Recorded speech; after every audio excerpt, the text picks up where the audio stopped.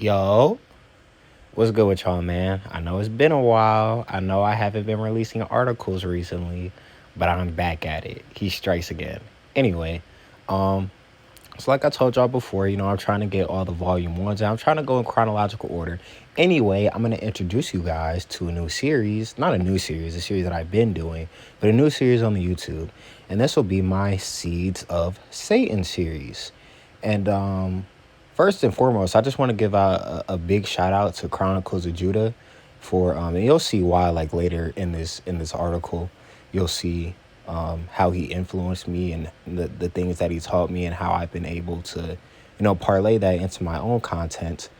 But I really got this idea from his article. I mean, not his article, his video about Kobe in the Pupil of Lucifer series, and I didn't want to copy off my man's exactly, but he's just he's so inspirational, man. But I decided to call my series Seeds of Satan, and I want to release this now because a lot of people are starting to get hip to the truth and make their own videos, which is great, but I don't want them to steal my stuff. Anyway, so this would be Seeds of Satan Volume 1, and as you can see from the thumbnail, well, let me open it. Let me open it first. Y'all already know. It's about All Might. And man, I love My Hero Academia. It's literally, I don't want to say it's my favorite show of all time right now because I'm just in the moment and I would really have to evaluate it. But when I tell you My Hero Academia is such an amazing, spectacular show, every man should watch it. I'm gonna probably do a article. I wrote an article a couple weeks ago about 10 movies every man should watch. So I might do one with TV shows as well. But man, do I love My Hero Academia, bro. We are all Deku out here, but maybe we're not, because Deku and All Might are Seeds of Satan, and we're gonna learn about it right now. So once again, y'all, this will be Seeds of Satan Volume 1. The title of the article is All Might, Seed of Satan. So let's get into it, man. Who is the liar if it is not the one who denies that Jesus is the Christ? This is the Antichrist who denies the Father and the Son. 1 John 2, chapter 22. So originally, I named the series Avatar or Antichrist, which was, I didn't really like it. But I know that quote might seem a little out of place, but that's why I put it there, because originally this series was called Avatar Antichrist, and I changed it. So, but I still feel like the quote applies. Anyway, as kids growing up, how many of us fell in love with the heroes depicted on the big screen? How many of us donned their costumes for Halloween, bought their action figures, and invested countless hours of time and effort immersing ourselves in their mythology? I know for me personally, I had a number of idols growing up. From Spider-Man to Dragon Ball Z, I grew up completely enraptured with the hero phenomenon. Also, just a little side note, I wrote an article in this series, in the Seed of Satan series, about Spider-Man, because Spider-Man is he's a Seed of Satan too. It's so crazy, bro. But like, as we go through this series, hopefully you guys will begin to see what I see and, what these creators, these producers are really trying to show you, subliminally, subconsciously, esoterically. Continuing, throughout our youth, we often idolize these magical characters. Even as young adults, many of us still hold these heroes in high regard. But what are the true origins of these characters? One thing I've noticed as I've matured is that most of these heroes have a number of distinct traits in common. Why do we see the same archetypes, attributes, and storylines time and time again? Where do these creators and directors get these ideas from? So I had a couple pictures for you guys. I know, once again, this might seem like out of place, but the main thing you need to notice is the horns, right? All of these characters have horns, right? I think this is from a movie called Danny Darko. I watched it in college, and my friend had a movie night. Bro, this movie was so, like, I don't know, man. If y'all have seen Donnie Darko, like, leave a comment, like, because I definitely need to rewatch it, and I got to do a review or something. But it's such a crazy movie. And then obviously this being like a bunny, it's so many. I don't want to overextend myself right now. But anyway, I think I have the answer. Nearly every mainstream character, both real and fictional, are simply depictions of Satan, aka the horned god figure of pagan mythos. For this article, I decided to use All Might from My Hero Academia as a muse, as I feel he is a near perfect personification of this demonic entity. I believe by the end of this article, your eyes will be open to the true nature of the so-called heroes we grew up worshiping.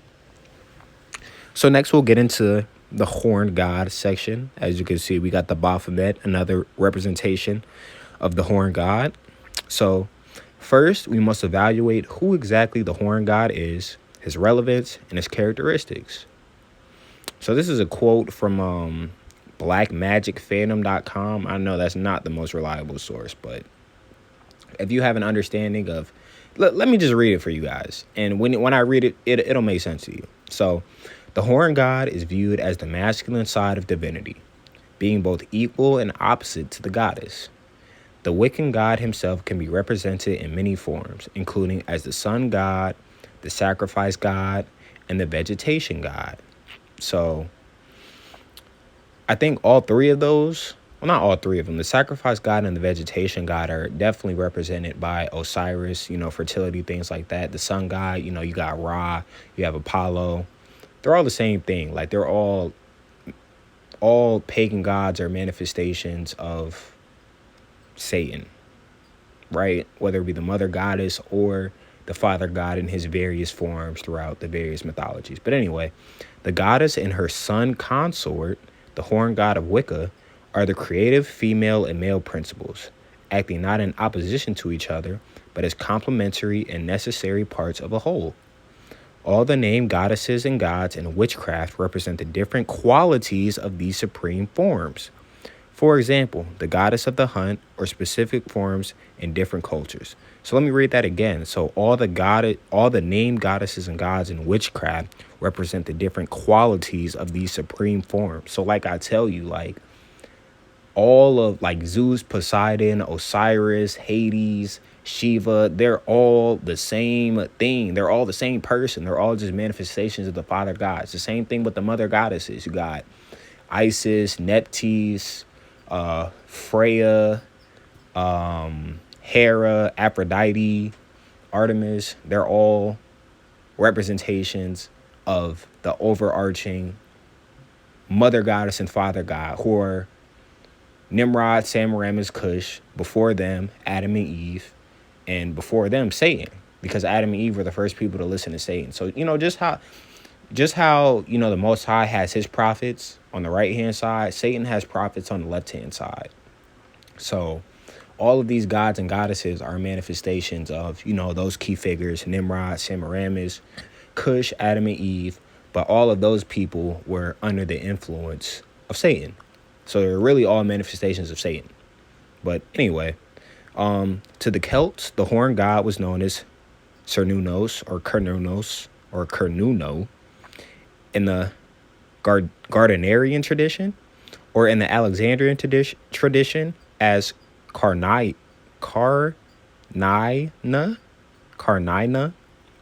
To the ancient Egyptians, he was Apis, an aspect of Ptah men. The ancient Greeks knew him as Pan. In the Hindu tradition, Shiva is also known as the horned god. To the Teutonic tribes, he was called Wayland, and Herne to the Britons.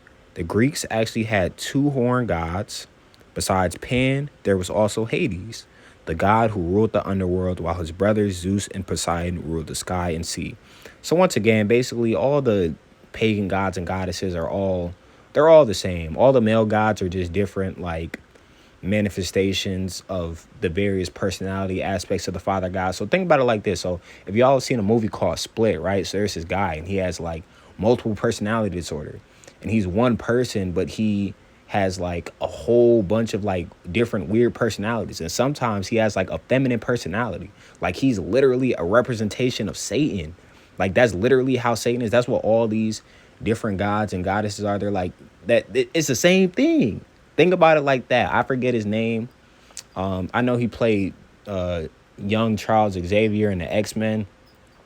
But it's like that. Like all of these gods and goddesses are different forms of Satan. Satan is a shapeshifter. He's a transformer. So he can, embody different personalities and different aspects whenever he wants to. The Bible itself says that Satan transforms himself into an angel of light, right? So he's a transformer. Anyway, the Horned God is the supreme entity of paganism or Wicca. In contemporary times, witchcraft, sorcery, and divination are becoming increasingly mainstream, and I'm sure you've heard of entities such as the Mother Goddess and Father God before.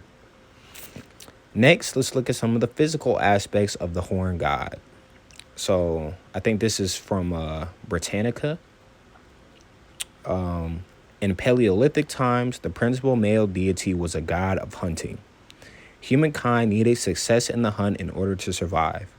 The hunt provided skins for clothing, food, and bones for tools and weapons.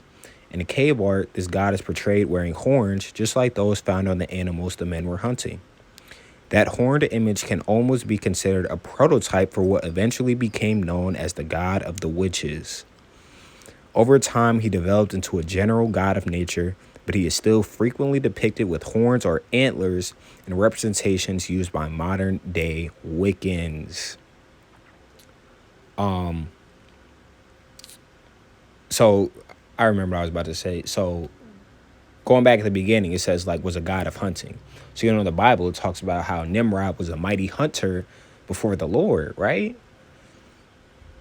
That's why I told you guys, these pagan gods are all representations of Nimrod and Semiramis after the flood, and before them, it was Adam and Eve. And I'm probably gonna do something with Hunter x Hunter, because that's a very occultic, demonic show as well. I know you guys have probably seen it. If you haven't, you should go watch it. But it's very demonic as well. But anyway, these are different representations of the Horned God. So you got the Baphomet. This is Cernunnos. Then you got Satan, the devil with the horns. That's where they get that from. It's the Horned God. He's called the Horned God for a reason, right? Duh. This is because horns have historically been symbolic of masculinity, power, and rulership. In pagan cultures, they often associated their gods with animals who embodied their personality traits and divine duties. It is believed the Horned God represents sexuality, vitality, the hunt, logic, and power. In the beginning, our ancestors worshipped the Horned God to give them strength and fertility, represented by the powerful horned animals such as the bison and the bull. And just going back to these representations. So I do not remember the exact Bible verse, but it talks about how you should not make graven images of any animals or creepy crawling things, and that's literally what these gods and goddesses are. They're literally animals mixed with humans. It's pure Satanism. It's pure evil. But anyway, because he was associated with creation, vegetation, lust, and vitality, he was synchronized with the creatures that embodied these qualities, like the goat, bull, and ram. This entity was also heavily associated with the sun, and the horns were a representation of the sun rays. So men have always been, associated with the sun. So you call your male child the sun. So, the rays, and I'm not going to over-explain that to y'all. Y'all are smart. If you're on this channel, I'm sure you're smart. You're like me. You get it. The horns are also a representation of sun rays. And as we read earlier, the Father God was usually a sun god, a sacrifice god, or a vegetation god. So, yeah. So the one eye symbolism. Look at this picture, bro. I taught a class a couple years ago. It was called Media Mind Control. And I remember one class specifically where I was trying to teach my kids about that 6'6", the alleged 3-point NBA hand sign that the celebrities throw up. And I was trying to explain to them how it's a demonic Masonic hand sign. And they were like, oh, no, I think it's just 3-pointer. I'm like, and I wish I would have showed them this picture, because I'm like, bro, this, you see Justin Bieber, you see Lil Wayne. I think that's Jackie Chan down there, maybe. I don't know, but I think that's the guy from The Office on the left. But these people don't even play basketball, bro. That is not no 3-point symbol. That's just a mask that they use to cover it up and to get people to throw up that demonic hand sign and to subconsciously cast spells. And then, of course, you got the Freemasonic with the upwards triangle and the downwards triangle. But we're not going to get into that right now. That's a whole nother article for another day. But we're going to get into the one eye symbolism. So the father / horn god is also connected to the one eye symbolism that has become so polarizing in popular media. One eye symbolism is meant to be symbolic of sacrifice and enlightenment.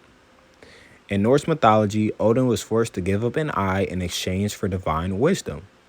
In Kemetic lore, Horus was forced to lose his eye in his battle with Set before he could reclaim his birthright and seize rulership.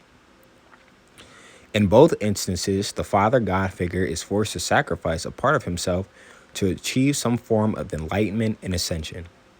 Different myths, same theme. Excuse me. So, as you guys know, like I said, Horus lost an eye in a battle with Set. We got Odin. Like I said, he lost an eye in order to get divine wisdom. So now we're going to get a little freaky with y'all, right? So you got Cyborg, right? You see that? The one eye symbolism again. And then you got Nick Fury again with the one eye symbolism. So Nick Fury, so this is why I tried to tell you guys, like in the Avengers, and Chronicles of Judas taught me about this too. The Avengers are a perfect example of like what we're talking about in this article, how like All Might, they paint him as a hero, but he's really a manifestation of Satan. But the Avengers, they're literally just, and all Marvel heroes are just modern day depictions of ancient pagan gods, right? So you have like Iron Man. Iron Man is Hephaestus or Vulcan. Hawkeye is Apollo, right? Got the bow and arrow. Black Widow is Artemis. Scarlet Witch is Isis. Spider-Man is Anansi. Captain America is Ares. That's the A on his helmet. It's for Ares, not just America. Who else? Black Panther is a modern representation of the Pharaoh or Osiris, really. He's Osiris. That's what he's Osiris. I can't think of that. Thor is Thor. Like, duh. Can you be any more obvious? And the Hulk is Pan, the Green Man. And so yeah. So now we'll get into the blue versus red aspect. Next, let's evaluate the colors historically associated with this entity. The main colors associated with the Father God and witchcraft in general are blue and red. The combination of blue and red is extremely pervasive in modern society, and I'm sure you'll begin to notice it everywhere once you realize this fact. Blue and red symbolize duality. These colors represent the eternal battle between good and evil, white magic and black magic, order, and chaos. And I actually think the very next article that I released after this is called Demonic Duality. And I literally talk about, the blue and red. So I'll be releasing that article relatively soon, so you guys will be able to see it. But as you can see here, that's where that whole Republican and Democrat, whatever you want to call it, comes from. You got Star Wars, Jedi tend to have blue lightsabers, Sith tend to have red. You got Shoto. I love Endeavor, bro. And then obviously the Matrix, right? Blue and red, demonic duality. So like I said, once again, let me read that again. These colors represent the eternal battle between good and evil, white magic and black magic, order and chaos.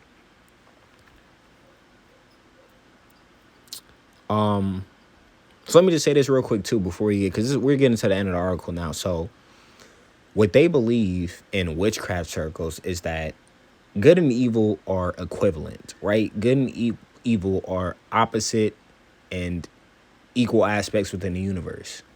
But if we read the Bible, that Satan and God are not equal. God is stronger than Satan. Good is stronger than evil. So that entire demonic philosophy of like yin and yang and red and blue, good and evil being the same, being equal, is satanic. It is wrong. No, good and evil are not equal.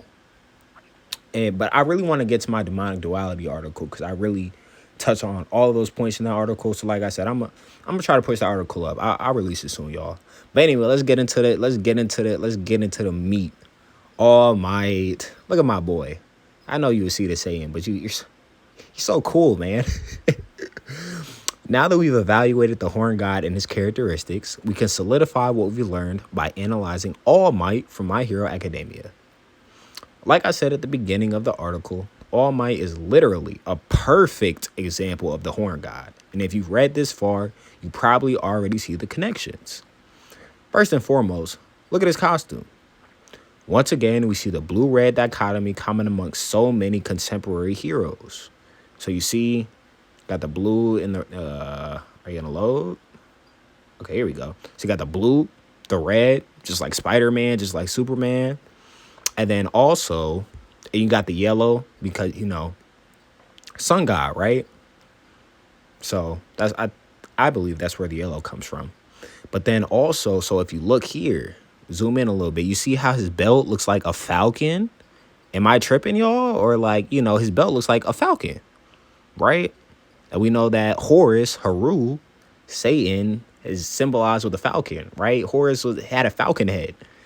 So this further it synchronizes him with Horus and really all the other father god archetypes. But I remember when I was writing this article and I really looked at it, like I had never noticed it until I put these pictures in and I was like, wait a minute, hold on, wait a minute. Anyway, next, and this is most important, like I said, this article is about the Horn God, right? Notice his hair, specifically the two prominent bangs. They look an awful lot like horns, don't they? Don't they? Don't they? Look at that. Look at his horns. Look at his horns, y'all. I'm trying to tell y'all, man. Notice how his successor, Deku, has horns as well. That's because Deku is just All Might reborn. The divine child to his father god. The Horus to his Osiris. So that's Deku. You see? He has the horns as well. He's just like All Might. He's All Might reborn. Just like how it was Nimrod, and then after him it was Tammuz. And Semiramis lied and told all, the people, her worshipers, that Nimrod had been reborn. So that's what this theme is trying to play out. It's, once again, you see the horns, then All Might dies, and then Deku takes his spot as All Might reborn. Same theme over and over and over again. So next, once again, remember we talked about the one eye symbolism, y'all. Nick Fury, Odin, Horus losing his eye. You've seen the Gods of Egypt movie too. It was whitewashed. It's a bad movie, but it did a good job of depicting how Horus lost his eye. I know that was random. But anyway, throughout the show, All Might is also frequently shown displaying overt one-eye symbolism. The creators of these shows don't do anything by accident, and they wouldn't waste their time with useless animations. Everything has a purpose. It's clear who All Might is meant to represent. Like Horus and Odin, he is simply a modern-day reimagining of the horned deity. So you see, like, come on, y'all, bro. Like, it can't be any more obvious. Like, and it's like they will show you, right? They'll always give you signs of like what these characters are meant to truly represent. And it's either like you get it, you see it, you understand it, or you don't. But like, come on, y'all. Like, they did this on purpose. That, you can. But it's still like that one, the peace sign, that's a demonic hand sign as well. It's really a V, which stands for Venus or Vulcan, which is really Lucifer. But I'm going to do an article. I just recently read a book called Masonic and Occult Symbols Illustrated by Dr. Kathy Burns. I believe it's on Amazon for like $50 if y'all want to go check that out. But once again, it's a book called Masonic and Occult Symbols Illustrated by Kathy Burns. Dr. Kathy Burns, excuse me. I don't want her to get mad at me if she sees this video. But anyway, then once again, you see that? Like, come on, man. Like, the one-eye symbolism. This is Satan, bro. This is Horus. And then you see also, so Deku. And they do it, like, real, like, sneakily. Like, you see that? Like, it's like, even though one of his eyes aren't closed, it's like, he has, like, that duality aspect to him. That, like, I'm here and I'm there. I'm good and I'm bad. I'm red and I'm blue. I'm black and I'm white, right? Anyway, Now that you know who the horn god is, along with his various characteristics, you should begin to see a number of commonalities among many of your favorite characters and childhood idols. Think about the number of characters in mainstream media depicted with the blue and red color scheme. I assure you there's too many to count, especially if you grew up loving superheroes like me. So you see here, bro, you see it all the time. Why isn't it letting me click on this picture? I'm trying to click on it, y'all, but it's not letting me, so I'll just zoom in a little bit. You see you got Spider-Man, you got Captain Marvel, Superman, Supergirl, Doctor Strange, Wonder Woman, Captain America. Come on, y'all. Like, it's that, bro. Like, these are all various manifestations, like I said, of the father god and mother goddess archetype. Just how you have various father gods in pagan mythology. You have various mother goddesses in pagan mythology. That's literally how they are subliminally, and they're brainwashing you and they're casting spells so that you're able to accept these things, right? So, like I said, with the Avengers, they got Captain America, Spider-Man, Iron Man. They're all just different personalities of the overarching Father God. Same thing, you got Justice League, you got Superman, Batman, whatever. They're all different manifestations of the Father God. Same thing with the girls, Captain Marvel, Wonder Woman, Supergirl. They're all the same person. They're all the Mother Goddess or the Father God, and all Mother Goddesses and Father Gods are just Satan. It's that simple. The reason this character archetype is so extensive is because the entertainment industry is completely immersed in occultism and witchcraft. It's glaringly evident that Hollyweird, I should have put Hollyweird there. It's glaringly evident that Hollyweird has long been controlled by witches and occultists who are constantly subliminally programming the masses with their esoteric ideologies through mass spell casting. They're simply teaching you about their god. The Horned One, the Transformer, the Avenger, the Lightbearer, aka Lucifer. And those are all different names for like the pagan gods and goddesses. Like they were called the Transformer. That's where you get the Transformers movies franchise from. The Avenger. That's where you get the Avengers movie franchise from, because Nimrod, Osiris, was killed. So Tammuz was there to like avenge his father's death, right? You understand Egyptian mythology, right? So Osiris got killed, and then Horus had to go and avenge his father and retake his throne. That's why he's called the Avenger. Another name for him was the Lion King, which is self-explanatory, but I'll do an article on the Lion King soon. Don't worry about it. One reason I chose to believe in the Bible is because I discovered that many of the richest, most powerful people in the world worship Lucifer. As time progresses, Luciferian themes will become increasingly overt, and people will be forced to accept the reality that many of their heroes and idols are rooted in wickedness. And I just want to say, like, I'm not telling you not to watch these shows. Like, if you understand what I'm saying in this article, because I know a lot of people probably won't understand, but hopefully if you found my page, you are, your eyes are open. And that's really like what the point of it is. I'm not telling you never to watch movies again, never to watch these shows again. Like, oh, they're satanic, but you need to watch them with your spiritual eye open. You need to understand that these characters are not people to be idolized and worshiped. You take, the good things from them. You appreciate the show for being visually appealing, having nice music, having a good story. But you don't idolize these characters or worship these characters, because these are all manifestations of Satan. That's the point. I'm not one of those people that's like, oh, stop doing this, stop doing that, stop doing all this. Like, if it's causing you to sin and it's causing you to, backslide or not be able to serve God effectively, then yeah, you should probably take a break. But, I'm able to watch these shows and understand like what these characters are. And I'm able to turn that energy into, these articles and this stuff that I'm able to do for you guys. So that's what I do. Anyway, so to end, I want to remind you of the key takeaways, because I know that this was a longer article and it was very like esoteric and occultic, and I know like you're like, what are you saying to me? Anyway, the Horn God is the supreme entity in paganism and witchcraft. He represents the masculine principle and is heavily associated with the sun, time, death, the air/sky, and rebirth.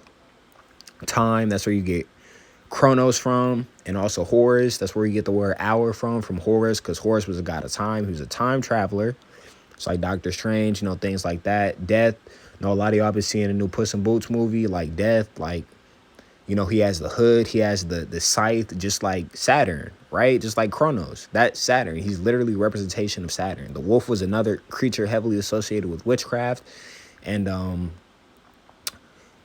the Grim Reaper as well was another representation of Saturn. He has the hood, he has the scythe, that's death. And the air and sky, right? You got Zeus, you got Horus. Avatar Last Airbender is another satanic show. Aang is an antichrist, but that's a whole nother story for another day. And Rebirth. Anyway, the horns represent the bestial carnal state, as well as rulership, power, the hunt, and creation. Blue and red symbolize duality, aka good and evil, fire and ice, hero or villain, white magic, black magic, etc. Right? Duality, demonic duality. You need heroes and villains, you need blue and red, you need white and black magic, but they're all the same thing, right? And then the one eye symbolism is equal to enlightenment and sacrifice. And remember, Horus and Odin both had to make extreme sacrifices to, achieve some exterior goal, rulership, knowledge, whatever. So now that you have an understanding of these topics, I strongly encourage you to meditate on your surroundings. Think about the characters you grew up watching, analyze your favorite shows and movies, and ruminate on what you just read. Ruminate. Okay, by Chance. What a word. Okay, Chance, I see you, boy. Anyway, that's the end. Hopefully you guys like this article. Hopefully you could understand it. I know I received some criticism. This is a while ago, but somebody had left a comment and they were like, you write about these topics as if people should already understand them, and I'm like, but I really can't, I'm not gonna say I can't, but I haven't found a way yet, I guess, to break it down any simpler than I am right now, And also when I think about when I was coming up in my journey and I got exposed to, Zach Hubbard and Gematria and Truth Unedited and Chronicles of Judah, Days of Noah, Black Balloon, Black Child, I instantly understood these things. It wasn't instant, but it was no, I get it. I get what you're saying. That makes sense. So if it doesn't make sense to you, bro, then it just might not make sense to you. I'm going to wipe my sandals off. I'm going to try to preach, what's going on. You don't understand. If you don't like it, I'm going to wipe the dust off my sandals and keep it pushing, bro. But I really am trying. So hopefully this is digestible and understandable to you guys. Hopefully you guys were able to see what I see. And, as I continue to put out articles and videos and, just content in general, it should start to make more sense to you.